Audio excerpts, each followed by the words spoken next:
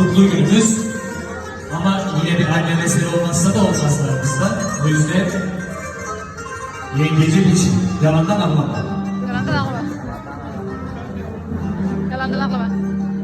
Annemin hayali geldi karşıma, söylediği sözler geldi aklıma, giydiği gömleği aldım koynuma, özledim anne, doymadım sana, giydiği gömleği aldım koynuma, özledim anne, doymadım sana.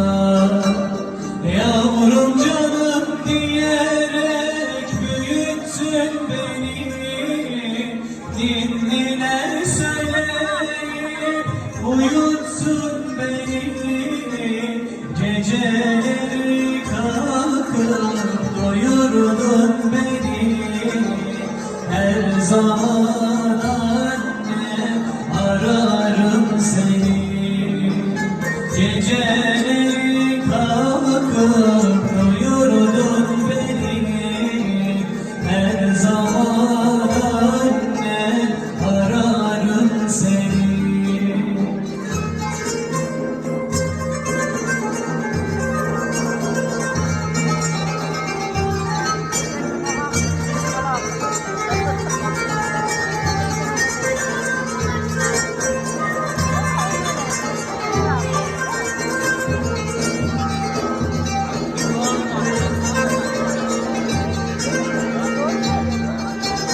Annelerin hakkı çoktur ödenmez, sayfalarca yazsan yine tükenmez.